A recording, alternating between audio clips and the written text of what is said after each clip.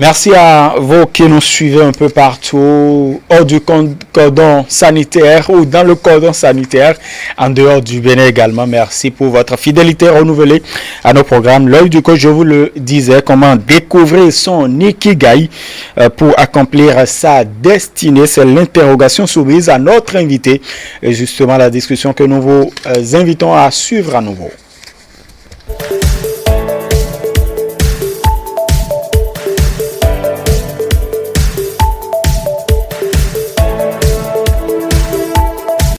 Alors nous voulons parler d'un thème, comment découvrir son ikigai pour accomplir sa destinée. Le mot qui, je dirais pas qui choque, mais le mot qui avive la curiosité par ici, c'est le mot ikigai. Ça ressemble à du chinois pour d'autres. Ikigai, ça veut dire quoi? Merci beaucoup, Rodrigue. Avant de pouvoir me prononcer là-dessus, je voudrais me présenter.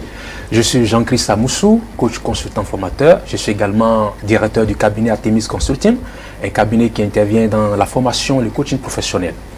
Alors, lorsque nous parlons d'ikigai, c'est un thème un peu extraordinaire parce que le mot ikigai, on se pose la question, est-ce que cela existe dans le dictionnaire français?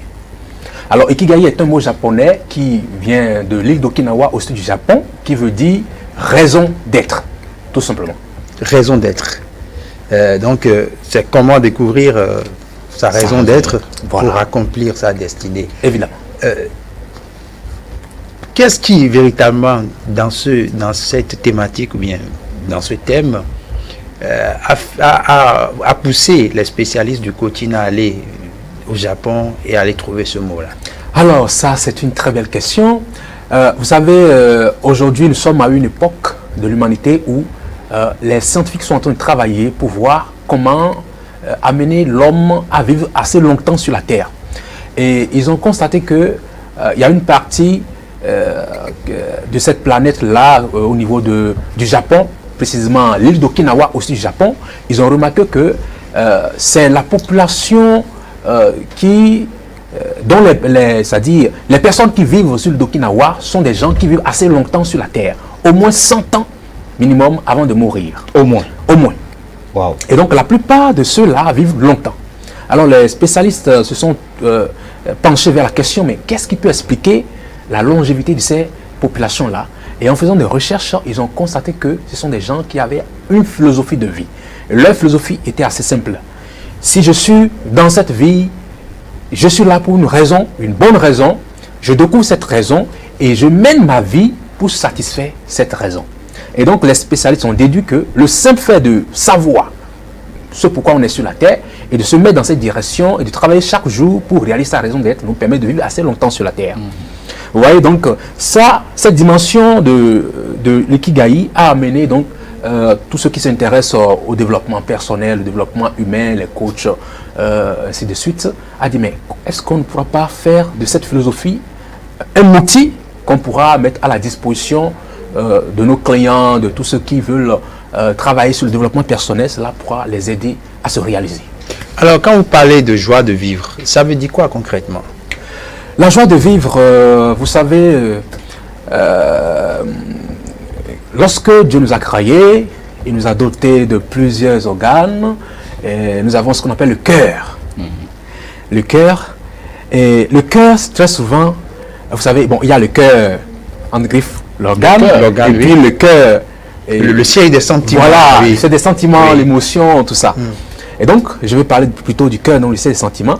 Lorsque vous êtes en train de faire des choses que votre cœur n'aime pas, vous n'êtes pas satisfait, vous n'êtes pas heureux. Tout à fait. Vous n'êtes pas épanoui, vous sentez une contrainte. Une contrainte, vous êtes crispé, parce que votre cœur n'aime pas ça.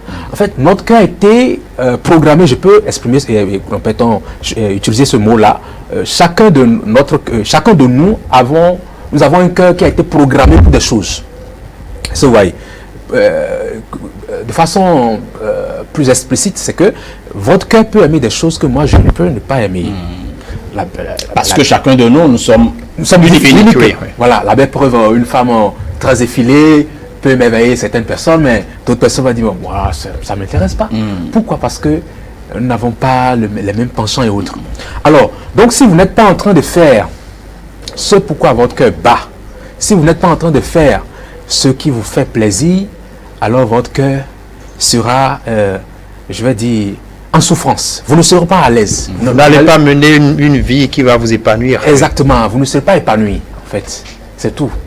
Et donc, l'ikigai ici, c'est de nous mettre dans la dimension de comment je vais faire pour répondre à cet appel qui vient de mon cœur. Parce que tout le monde a forcément un appel. Il y a des choses qui brûlent en vous. Vous avez envie de faire certaines choses. Vous avez envie d'expérimenter certaines choses. C'est un appel du cœur. Il faut répondre à cet appel pour pouvoir être épanoui. Et si vous ne répondez pas à cet appel-là et que vous suivez le troupeau, vous suivez la masse, ce que les gens disent, c'est que les gens font parce que tel a fait ceci, vous voulez aussi le faire. Vous allez le faire bien sûr, mais vous ne serez pas épanoui. C'est vrai. Ok, quand on parle de joie de vivre, tout concept a des dimensions. Quelles sont les dimensions du Ikigai? Très bien. Quand vous prenez le concept d'Ikigai, il y a 4 dimensions là-dedans. La première dimension, c'est ce que vous aimez. Ce que vous aimez. Ce que vous aimez. Dans la vie. Votre passion, c'est ça?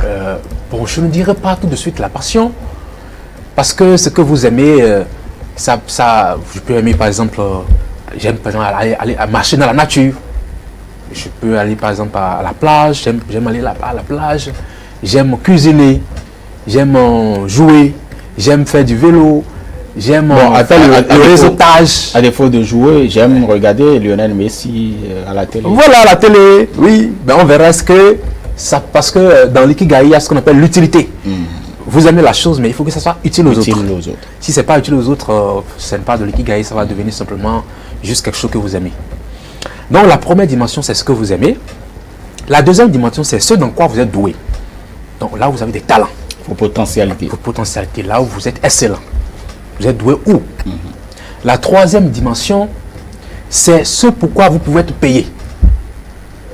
Et cette troisième dimension, ce pourquoi vous pouvez être payé, naturellement, est liée à la quatrième dimension, ce dont le monde a besoin. Parce que les gens ne peuvent pas vous donner de l'argent pour ce dont ils n'ont pas besoin. Et donc, 4 dimensions, ce que vous aimez, là où vous êtes doué, ce dont le monde a besoin, et ce pourquoi vous pouvez être payé. Maintenant, lorsqu'on met ces 4 dimensions ensemble, ça nous permet d'identifier votre passion, votre profession, votre vocation et votre mission. Et c'est l'intersection de la passion, la profession, la vocation, la mission qui vous donne Ikigai. Et donc, lorsque vous prenez Ikigai, vous avez à la fois ce qui vous fait plaisir dans la vie. Vous aimez ça. Et en même temps, vous avez des talents, des potentialités. Vous êtes excellent en le faisant.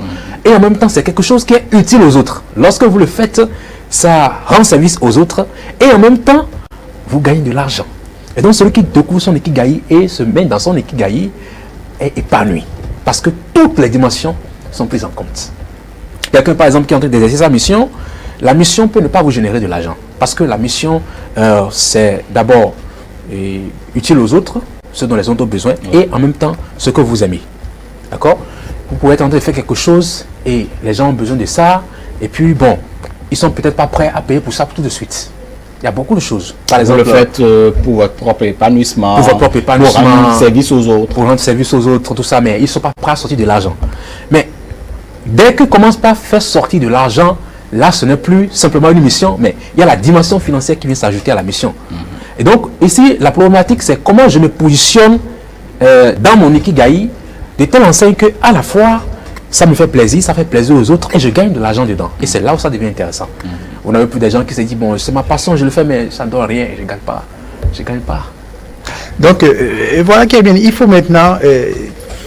la question même du thème, c'est comment découvrir son Ikigai. Oui. Alors, comment il faut découvrir, comment peut-on faire pour véritablement découvrir l'Ikigai, qui est l'intersection de ces 4 choses que vous venez de dire? Alors, nous revenons au thème. Le thème, c'est comment découvrir son Ikigai pour accomplir sa destinée. Tout à fait.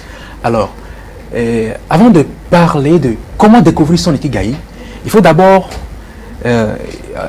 généralement, c'est souvent ceux qui commencent par se poser un certain nombre de questions qui vont dans cette dimension-là. Ok. Vous savez, naturellement, on n'est pas là par hasard. Nous sommes dans ce monde, mais nous ne sommes pas là par hasard. Vous voyez, c'est même écrit dans les livres saints comme la Bible, le Coran, la Torah et les autres livres que vous connaissez, que l'Éternel a tout fait pour un but. Et donc, tout ce qui existe dans l'univers a été créé pour un but. Rien n'est au hasard. Et donc, si l'Éternel a tout fait pour un but, chaque chose ayant été créée pour un but, la chose, dans son essence existentielle, va toujours chercher à répondre à ce but. Le soleil a été créé pour donner la lumière pendant la journée. Et le matin très tôt, la lune vient à sa rescousse. Voilà, la nuit. Le matin très tôt, le soleil fait son travail et le soir se couche. Bon, la lune, ainsi de suite. Les végétaux, les arbres, parfois on parle des mauvaises herbes. En réalité, il n'y a pas de mauvaises herbes parce qu'il n'y a que des gens qui ne connaissent pas ces herbes-là, qui les traitent de mauvaises herbes parce que ceux qui la connaissent vont vous dire cette herbe-là, ça peut guérir telle ou telle maladie. Mais une herbe qui s'est guérie, est-ce qu'elle est mauvaise? Donc, même les serpents que nous n'aimons pas sont utiles. Détruisez tous les serpents du monde entier et l'espèce humaine va disparaître parce que la chaîne alimentaire sera déséquilibrée. Donc tout est utile. Alors si tout est utile, la question que moi en tant qu'être humain je dois me poser, c'est de savoir quelle est mon utilité sur la terre. Pourquoi je suis sur la terre? Et donc toutes les personnes qui vont dans ce sens, qui commencent par se poser ces questions-là à un moment donné de leur vie, il n'y a rien à faire, arrivent toujours à découvrir leur ikigai. Peut-être par le passé ils peuvent faire des choix qui ne sont pas en lien avec leur essence, mais ils arrivent toujours à pouvoir se réajuster et à prendre la bonne direction. Et moi, je dis toujours aux gens à travers mes conférences que j'anime et mes coachings que pour moi, la réussite d'une vie, c'est de pouvoir réussir à exprimer ce pourquoi on est là. C'est-à-dire le but pour lequel je suis venu, j'ai réussi à le faire. Si tu n'arrives pas à le faire, tu peux, quel que soit tout ce que tu as réalisé dans le monde, c'est comme si tu es passé à côté, quoi. Hein, tu as été fabriqué peut-être pour faire rire les gens. Ça, c'est ton ikigai. Et tu as passé tout le temps assis dans une banque à compter des centaines de mille au soir de sa vie. Bon, c'est un échec total. Parce que c'est pourquoi tu devais, crampetton, briller. Tu ne l'as pas fait. Et tu es allé faire autre chose. C'est bien tout ce que vous venez de dire. Hein, et découvrir la chose pour laquelle on a été mis sur cette terre. Ouais. Comment ça se fait? Parce que bon, on va pas parce que ce n'est pas aussi facile. Ouais, c'est pas. Parce que Dieu n'est pas quelque part et vous dit, hey, je vous ai envoyé sur terre pour faire telle chose. Comment véritablement connaître ça? C'est même la grande problématique. Il y a deux choses. Hein. La première chose à ce niveau, c'est d'abord d'avoir le désir, comme je l'ai dit, de pouvoir découvrir cela. Oui. Et parfois, il y en a qui le font seuls. Mais aujourd'hui, avec la présence des coachs et autres, moi, je conseille toujours aux gens de se faire accompagner par un coach. Aujourd'hui, il y a des coachs d'ikigai. Donc, ce que nous sommes en train de faire, ce n'est pas un truc qui est nouveau, hein, ça existe depuis. Quand vous allez en Amérique, en Europe et autres, il y a des coachs, eux, spécialité, c'est ikigai, coach d'ikigai.